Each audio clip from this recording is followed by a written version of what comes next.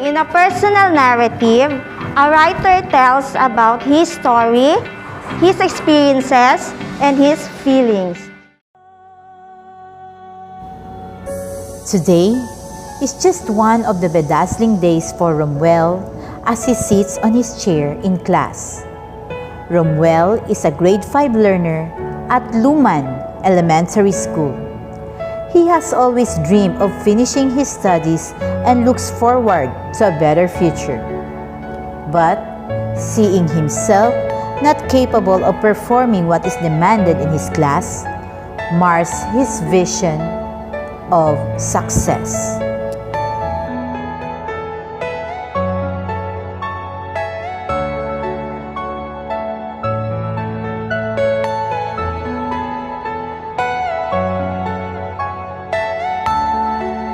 Luman Elementary School is one of the 19 schools in Tugbok District located at New Valencia, Tugbok, Davao City, 22 kilometers away from the district proper.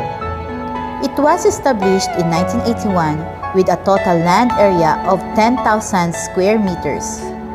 The school started operating with a lone teacher and a single classroom that was made only out of nipa hut and bamboo shoots. Now, it already has 8 teachers, 6 classrooms, and an ongoing construction of a 2-story building. But for the teachers, the most important and unending construction that needs to be undertaken is the legacy of a solid foundation of the knowledge and skills of their 154 learners. As the school regularly conducts SBIA, we have identified the key improvement areas. And being an institution for education, it is primarily our goal to develop globally competitive learners. However, the data that we have at hand appears not aligned to that certain goal. It's heartbreaking to know that based on the consolidated reports on the learners' outputs on writing competencies, only 31% of the grade 4 to 6 learners can compose paragraphs and even simple sentences.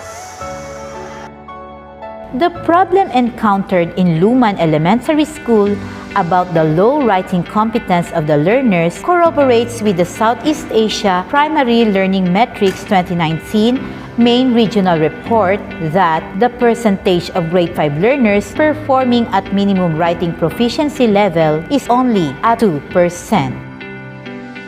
Ako si Romuel C. Tabo-Tabo, grade 5, Acacia, sa Luman Elementary School. Kay lisod man kayo ang ninisod pa kayo ang mga sulatunon. Pag sulat na ako, dili masabtan ni ma'am. Kaning pang-ingon ni ma'am, usay manundog ra ka sa kaslimit. Sa Bisaya raw kabalo.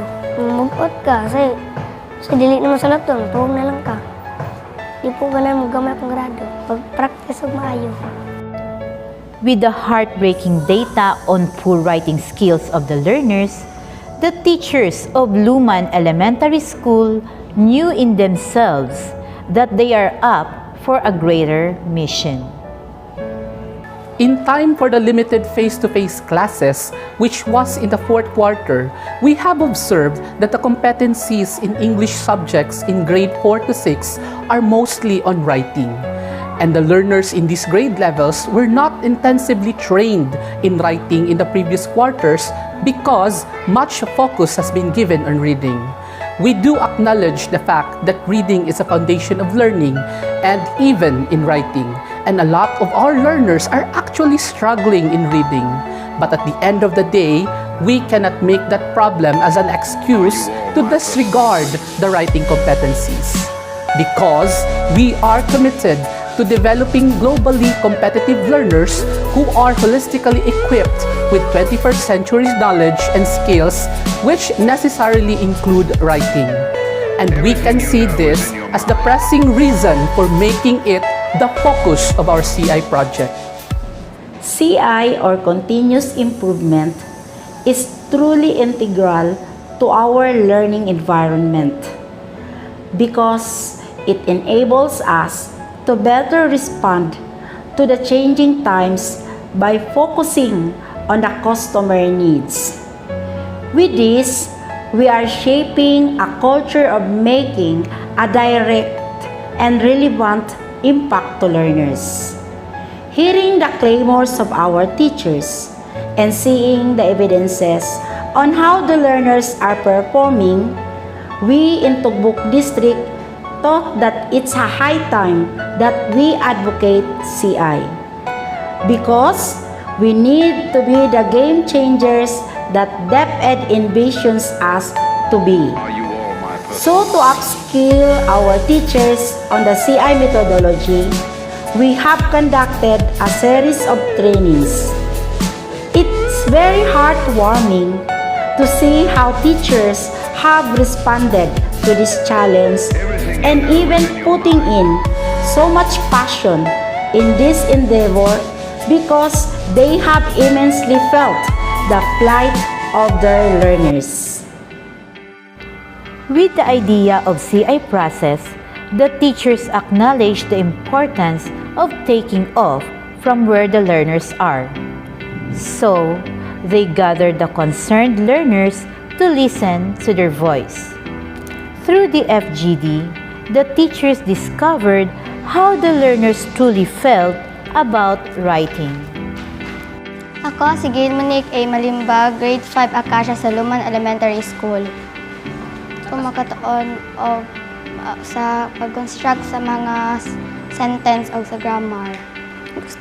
Gusto pa ko mahawd og sulat or mahanas para dagan ko mahibalan. Having a good grasp of the learner's perspectives, the teachers, as a team, sat together to brainstorm on how to establish a system in developing the writing skills of the learners. With the guidance and insights from their school head, they were able to address the storm clouds, probe deeper into the problem, and identify the root cause of the problem. Eventually, they came up with a process that is relevant to the teachers and learners alike. Hence, the birth of eWrites or Enhancement for Writing Skills CI project. I am Nanette Dilimbago, a grade 5 teacher of Luman Elementary School. Now, the CI team proposed a project called Project eWrites, which aims to develop, improve, and enhance the writing of the students. So, the learners in this project will develop, communicate their thoughts and ideas in writing, and they are able to have a high proficiency level. And the team also need to provide engaging and varied activities that will suit and boost the interest of the learners. I am Edward Granaderos, a grade 4 advisor of Luman Elementary School. It is a great challenge for me as a teacher on how to introduce students the skills of writing. It is also my role to motivate them to express their own ideas and feelings through writing. I know it takes time to teach students the skills in writing, but I am motivated enough to help them together with the CI team who introduce the projects that develops and aims the learners to communicate their ideas and opinions in writing. Here is the future state process flow of eWrites project of Luman Elementary School in Tugbok District, Davao City. First, school head and teachers provide the materials and rubrics for writing. Then, they will set the schedule or the activity matrix in identifying the learners' levels of writing. Then, they will provide briefing or orientation to learners and parents in the conduct of the project. Then, they will provide and distribute the articles or journals and informal theme or notebooks to the learners. Then, they will explain the writing mechanics or criteria and also the rubrics. Then, they will provide writing drills or activities and instructions to the learners. This will be good for 7 weeks. Then, teachers will track the progress of the learners by rating their weekly outputs. And then, the teacher will now analyzes the scores of the learners in writing activities and the releasing of Writing Portfolio Summary or WPS as the main output of the CI project. Here are the materials used during the process of full implementation.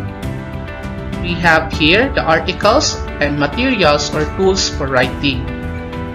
For grade 5 and for grade 6, here are the drafting tools for writing in every week. So one of the sample for first week, wherein its focus is to practice writing the content, especially the structure, the reasons and evidences, and of course the writing cohesion and originality. For the second week, learners will practice writing the content, the structure, their reasons and evidences, cohesion, and still the originality, having that sample and guide questions after they read the articles or journals. On the third week, learners will practice writing the vocabulary, those unique words and mature words they used. For the fourth week, learners will now practice the writing convention, percentage of correct words, sentences, their spelling, punctuation, and also the grammar. For the fifth week, here is the drafting tool for practicing the vocabulary. For the sixth week, they need to practice again the writing convention. And the last tool is to practice their content, also the structure, their reasons and evidences, cohesion, and originality. With the use of the journals and articles provided for 7 weeks, here is the drafting tool for writing, which is intended for the pre-test and their post-test. Learners need to write the title, the writer introduces the topics, and the places where the writer can present their important ideas and give the supporting ideas, then summarizes and concludes their own essay. When the e-writes was in place, the teachers pilot tested the project. Given the positive results, minimal yet necessary enhancements were made, and then the full implementation was taken. Project E-Writes started its full implementation on September 5 to October 15, 2022. This is the graphical presentation comparing the average of the WPS scores of the grade 4 learners. From 59.75% in the baseline data, it increases to 75.90. For the grade 5 Acacia, graphical presentation shows that most of the learners had high increase on their post-test results. From 64.52%, it rises to 76.59% on their post-test. And lastly, for the graphical presentation of grade 6 Mahogany, we have here their baseline result of 70.5%. It rises to 81.03 on their post-test result. This shows that there is an increase of their performance in terms of their writing skills. Ako si Flor de Lesa Heltora nga guardian sa akong apo nga si Pangarap Gilbert Villariasa nga nag-eskwela sa Luman Elementary School. Sayod ko nga ang writing project nga gihimo gikan sa district nga gipahigayon sa mga maestra ngadto sa mga estudyante aron ang mga estudyante mahanas o ma-practice sa ilang pagsulat. Sa una gud pag eskwela siya kutob sa grade 2, murag dihari gud taman ang ilang utok. Mag-module sila, murag dili kay sila ka sabot, kinahanglan jud sila explanation sa maestra. Kung di siya kabalo mo sulat, murag yun siya, wala gyud mahimo, way makatuna na ara sa balay, mangsay magahinuktok. Wala gyud siya mahimo nya kadako, wala siya maayong future sa iyang kinabuhi. Makabalo na gyud siya mo bahin-bahin og asay sentence, asay pulong, asay paragraph, asay poem, na siya makatunan. Ay magpasalamat jud dako. Nalipay ko kay nakat-on ko, makasulat na ko kay natudloan naman ko sa akong teacher og mga words, sentence, o mas ganan ako maskwila kay daga naman kog nahibalaan nas kabalo na pud ko magsulat. Thank you Ma'am Nanette kay natudloan mi nimo pagbasa, mag-spelling or uban pa na subject na imong itudlo sa mua, pati og writing.